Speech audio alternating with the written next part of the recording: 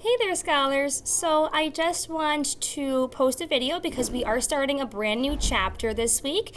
I was planning on just posting a quick little refresher video for my students, and parents feel free to pause, rewind, send in any questions that you might have. But tonight's homework, we started off really basic with multiplying fractions. Today's homework, I'm just requiring them to multiply fractions with whole numbers. So I'm just going to walk you through my notebook, which is the same notebook that I use during my teaching. So my students already have these in their math notebooks. And as always, my students are always encouraged to bring home their math notebooks, in addition to referring to my YouTube videos just for some additional help. So I just want to walk through really quickly a couple of examples that might be able to help you tonight with your homework. So on Tuesday, I started this unit, and I taught my students 3 different strategies that they could use to help them solve multiplication equations using fractions and whole numbers. So I'm going to step to the side so I can work my notebook, and I'm just going to narrate over my pointing and gestures. So follow along. All right, so the first strategy that I taught them is to draw an array. So let's say that the problem is 4/5 multiplied by the whole number 20. So what they'll want to do is they'll want to arrange 20 counters across 5 different groups. So why 20 counters? Because 20 is my whole number. And why 5 equal groups? Because 5 is my denominator.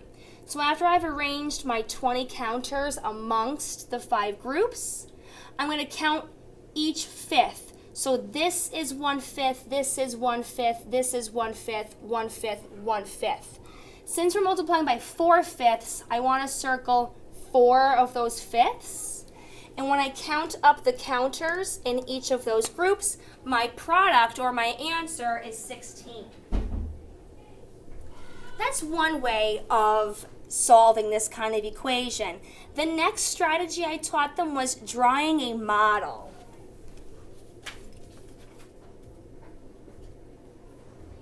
Okay, so you could use a model to solve multiplication as well. So I want my students to think, okay, we learned this in 3rd grade, that multiplication is just repeated addition. So 3 times 3/8 is the exact same thing as saying 3/8 plus 3/8 plus 3/8.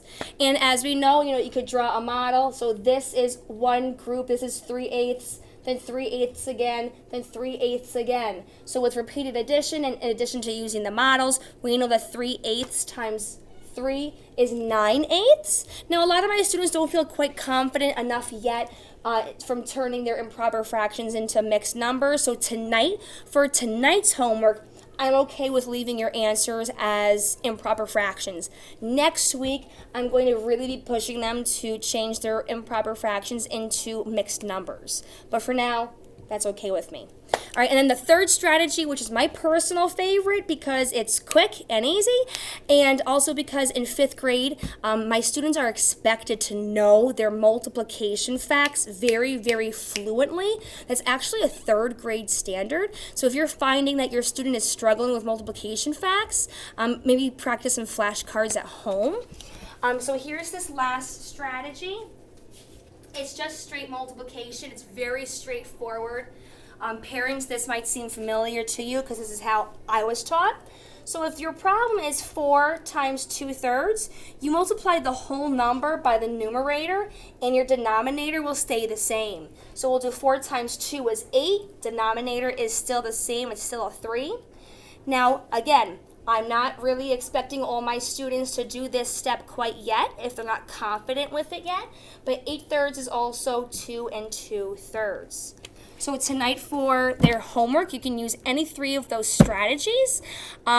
My recommendation is just to multiply the whole number in the numerator. That's only for my students who are really fluent with their multiplication facts. If they're not quite fluent yet, then I would resort to using a model and some kind of pictorial aid to help them with this concept. Okay, so I will see you guys tomorrow. Have a great night.